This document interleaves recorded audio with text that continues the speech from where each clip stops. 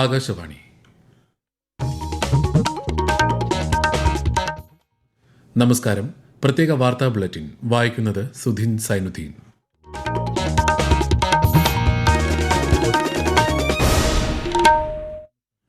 പ്രധാന വാർത്തകൾ. പാർലമെന്റിന്റെ 3 ദിവസത്തെ പ്രത്യേക സമ്മേളനത്തിന് നാളെ തുടക്കമാകും. CBSE 10ാം ക്ലാസ് പരീക്ഷാഫലം പ്രഖ്യാപിച്ചു. വിജയശതമാനം 93.7. തിരഞ്ഞെടുപ്പ് ചൂടിൽ പശ്ചിമ ബംഗാളും തമിഴ്നാടും. ആവേശം പകർന്ന പ്രമുഖ നേതാക്കളുടെ പ്രചാരണ റാലികൾ. ആഗോള ഊർജ ആശങ്കകൾക്കിടയിൽ സുരക്ഷിതവും തടസ്സരഹിതവുമായ സമുദ്ര ഗതാഗതം ഉറപ്പാക്കണമെന്നതാണ് ഇന്ത്യയുടെ ഉറച്ച നിലപാടെന്ന് വിദേശകാര്യമന്ത്രി എസ് ജയശങ്കർ. വാർത്തകൾ വിശദമായി. പാർലമെന്റിന്റെ 3 ദിവസത്തെ പ്രത്യേക സമ്മേളനത്തിന് നാളെ തുടക്കമാകും. ലോക്സഭയിലും സംസ്ഥാന നിയമസഭകളിലും സ്ത്രീകൾക്ക് 33% സംവരണം ലക്ഷ്യമിട്ട് 2023 പാസാക്കിയ നിയമം ഭേദഗതികളോടെ നടപ്പാക്കുന്നതുമായി ബന്ധപ്പെട്ടാണ് സമ്മേളനം. വനിതാ സംവരണ ബില്ലിന് പിന്തുണ അറിയിച്ച് പ്രധാനമന്ത്രി നരേന്ദ്രമോദിക്ക് കത്തെഴുതി ഇന്ത്യയുടെ ആദ്യ വനിതാ രാഷ്ട്രപതി പ്രതിഭ പാട്ടീൽ. പാർലമെന്റിലും സംസ്ഥാന നിയമസഭകളിലും സ്ത്രീകളുടെ സാന്നിധ്യം വർദ്ധിക്കുന്നത് നിയമനിർമ്മാണ ചർച്ചകളെ സമ്പന്നമാക്കുമെന്ന് അവർ പറഞ്ഞു. നിയമസഭാ തെരഞ്ഞെടുപ്പ് നടക്കുന്ന തമിഴ്നാട്ടിൽ പ്രചാരണം ഊർജിതം. പ്രധാനമന്ത്രിയും BJP നേതാവുമായ നരേന്ദ്രമോദി നാഗർകോവിലിൽ റോഡ് ഷോയിൽ പങ്കെടുത്തു. തമിഴ്നാട് മുഖ്യമന്ത്രിയും DMK നേതാവുമായ MK സ്റ്റാലിൻ സേലം ജില്ലയിലാണ് പ്രചാരണം നടത്തിയത്. തമിഴക വെട്രിക്കഴകം നേതാവും നടനുമായ വിജയും പ്രചാരണത്തിൽ സജീവമാണ്. പശ്ചിമ ബംഗാൾ നിയമസഭാ തെരഞ്ഞെടുപ്പിന്റെ ആദ്യഘട്ട വോട്ടെടുപ്പിന് ഒരാഴ്ച മാത്രം ശേഷിക്കെ പ്രചാരണം ശക്തമാകുന്നു. BJP നേതാക്കളും കേന്ദ്രമന്ത്രിമാരായ അമിത്ഷാ, നിർമ്മലാ സീതാരാമൻ എന്നിവർ വിവിധ മേഖലകളിൽ പ്രചാരണത്തിനെത്തി. തൃണമൂൽ കോൺഗ്രസ് അധ്യക്ഷ മമതാ ബാനർജി വടക്കൻ ദിനാജ്പൂർ ജില്ലയിലെ പൊതുയോഗത്തിലും സിലിഗുരി, ചൽസ എന്നിവിടങ്ങളിലെ റോഡ് ഷോയിലും പങ്കെടുത്തു. 2926 സ്ഥാനാർത്ഥികളാണ് ബംഗാളിൽ മത്സര രംഗത്തുള്ളത്. CBSE 10ാം ക്ലാസ് പരീക്ഷാഫലം പ്രഖ്യാപിച്ചു. 93.7 വിജയശതമാനം. ഏറ്റവും ഉയർന്ന വിജയശതമാനം 99.79 രേഖപ്പെടുത്തിയത് തിരുവനന്തപുരം, വിജയവാഡ മേഖലകളിലാണ്. പെൺകുട്ടികളുടെ വിജയശതമാനം 94.99 ആൺകുട്ടികളുടേത് 92.69. ട്രാൻസ്ജെൻഡർ വിഭാഗത്തിൽ 87.5% വിദ്യാർത്ഥികളും പരീക്ഷ ജയിച്ചു. തിരുവനന്തപുരം പേരൂർക്കട SCP ക്യാമ്പസിലെ PM ശ്രീ കേന്ദ്രീയ വിദ്യാലയം 100% വിജയമെന്ന മികച്ച നേട്ടം കൈവരിച്ചു. പരീക്ഷ എഴുതിയ 128 വിദ്യാർത്ഥികളും ഉന്നത വിജയം കരസ്ഥമാക്കി. cbse.gov.in, results.cbse.nic.in, cbseresults.nic.in വെബ്സൈറ്റുകളിൽ ഫലം ലഭ്യമാണ്. ഡിജി ലോക്കർ, ഉമംഗ് ആപ്ലിക്കേഷൻ എന്നിവയിലൂടെയും ഫലം ലഭ്യമാകും. ഓരോ സ്കൂളിന്റെയും ഫലം അതത് സ്കൂളുകളുടെ രജിസ്റ്റർ ചെയ്ത ഇമെയിൽ വിലാസങ്ങളിലേക്ക് അയച്ചിട്ടുണ്ടെന്നും CBSE അറിയിച്ചു. കേരളത്തിൽ SSLC പരീക്ഷാ മൂല്യനിർണ്ണയം നാളെ തുടങ്ങും. മെയ് 2ാം വാരം ഫലം പ്രഖ്യാപിക്കും. ആഗോള ഊർജ ആശങ്കകൾക്കിടയിൽ സുരക്ഷിതവും തടസ്സമില്ലാത്തതുമായ സമുദ്ര ഗതാഗതം ഉറപ്പാക്കണമെന്നതാണ് ഇന്ത്യയുടെ ഉറച്ച നിലപാടെന്ന് വിദേശകാര്യമന്ത്രി എസ് ജയശങ്കർ. ഊർജ്ജ വിതരണ ശൃംഖലയിലുണ്ടായ തടസ്സങ്ങളെക്കുറിച്ച് ചർച്ച ചെയ്യാൻ ജപ്പാൻ വിളിച്ചു ചേർത്ത Asia zero emission community plus യോഗത്തിൽ ശ്രീ ജയശങ്കർ പങ്കെടുത്തു. ഇന്ന് ലോക കലാദിനം. ലോക പ്രശസ്ത ചിത്രകാരനായ ലിയോനാർഡോ ഡാവിഞ്ചിയുടെ ജന്മദിനത്തോടുള്ള ആദരസൂചകമായാണ് എല്ലാ വർഷവും ഏപ്രിൽ 15 ലോക കലാദിനമായി ആചരിക്കുന്നത്. കലയുടെ പ്രസക്തിയെക്കുറിച്ച് അവബോധം വളർത്തുക, കലാകാരന്മാരെ പ്രോത്സാഹിപ്പിക്കുക, സർഗാത്മകതയും സാംസ്കാരിക വൈവിധ്യവും സംരക്ഷിക്കുക എന്നിവയാണ് ദിനാചരണത്തിന്റെ പ്രധാന ലക്ഷ്യങ്ങൾ. മാനസിക സമ്മർദ്ദം കുറയ്ക്കാനുള്ള ഉപാധിയായി കലയെ കണക്കാക്കാമെന്ന് ജവഹർ നവോദയ വിദ്യാലയത്തിലെ മുൻ ചിത്രകലാ അധ്യാപകനും 2020 ദേശീയ അധ്യാപക അവാർഡ് ജേതാവുമായ ശ്രീ VS സജികുമാർ ആകാശവാണി വാർത്തകളോട് പറഞ്ഞു.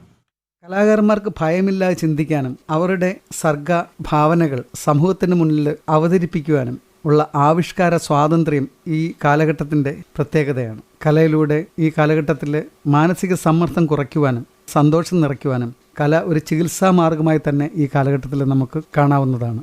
ലോകത്തെ ബാധിക്കുന്ന സങ്കീർണമായിട്ടുള്ള പല പ്രശ്നങ്ങളിലും കലയിലൂടെ ഒരു പരിഹാരം കണ്ടെത്താൻ ഇന്നത്തെ കലാകാരന്മാർ തങ്ങളുടെ ബ്രഷ് ചലിപ്പിക്കാറുണ്ട്. പ്രാദേശിക കലാകാരന്മാരുടെ പ്രോത്സാഹനാർത്ഥം ഇന്നത്തെ കാലഘട്ടങ്ങളിൽ ധാരാളം ക്യാമ്പുകളും അവധിക്കാലങ്ങളിൽ കുട്ടികൾക്ക് ചിത്രരചനയ്ക്ക് വേണ്ടിയിട്ടുള്ള ധാരാളം ക്യാമ്പുകളും ക്ലാസുകളും സജീവമാണ്. നിറഞ്ഞ മനസ്സോടെ വിഷു ആഘോഷിച്ച ലോകമെമ്പാടുമുള്ള മലയാളികൾ ഗുരുവായൂർ, ശബരിമല, പത്മനാഭസ്വാമി ക്ഷേത്രം തുടങ്ങിയ പ്രമുഖ ക്ഷേത്രങ്ങളിലെല്ലാം വിഷുക്കണി ദർശനം ഒരുക്കിയിരുന്നു. ഈ വാർത്തകൾ ആകാശവാണിയിൽ നിന്ന്. ആകാശവാണി വാർത്തകളും വാർത്താ അധിഷ്ഠിത പരിപാടികളും all India radio news Thiruvananthapuram YouTube ചാനലിലും at all India radio news Thiruvananthapuram Facebook പേജിലും AIR ന്യൂസ് _തിരുവനന്തപുരം ഇൻസ്റ്റഗ്രാം അക്കൌണ്ടിലും at AIR news _TVM X ഹാൻഡിലും ലഭ്യമാണ്.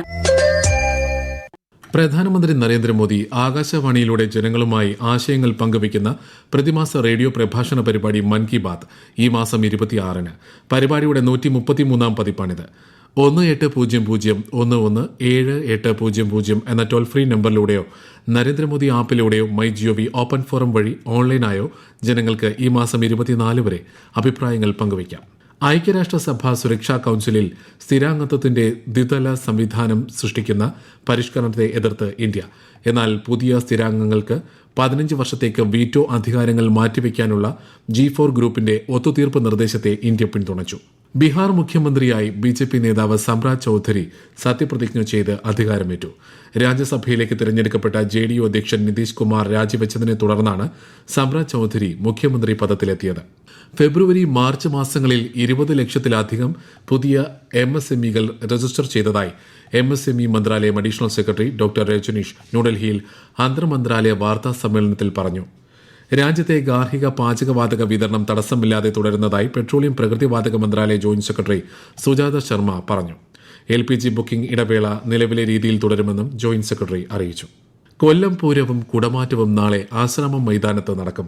ആശ്രാമം ശ്രീകൃഷ്ണസ്വാമി ക്ഷേത്രത്തിലെ വിഷു ഉത്സവത്തോടനുബന്ധിച്ചാണ് പൂരം അരങ്ങേറുന്നത്. ആകാശവാണി കൊല്ലം ജില്ലാ പ്രതിനിധി നീരജ് ലാൽ തയ്യാറാക്കിയ റിപ്പോർട്ട്.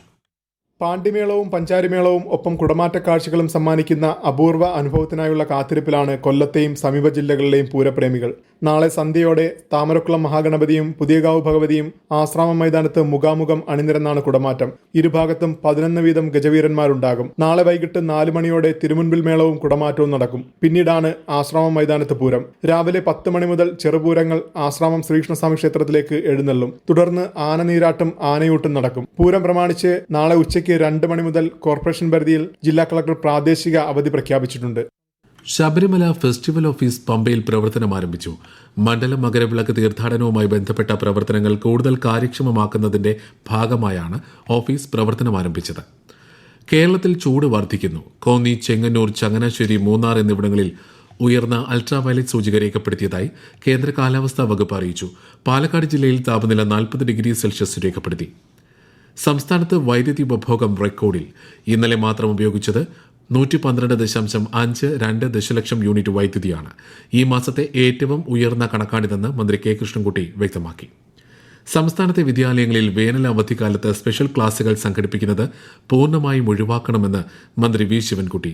ചട്ടവിരുദ്ധമായി ക്ലാസുകൾ നടത്തുന്ന സ്ഥാപനങ്ങൾക്കെതിരെ കർശന നടപടി സ്വീകരിക്കുമെന്നും മന്ത്രി വ്യക്തമാക്കി. കഠിനമായ ചൂടിൽ സ്കൂളുകളിലെ പഠന അന്തരീക്ഷം കുട്ടികൾക്ക് ആരോഗ്യ പ്രശ്നങ്ങൾ സൃഷ്ടിക്കാൻ സാധ്യതയുണ്ട്.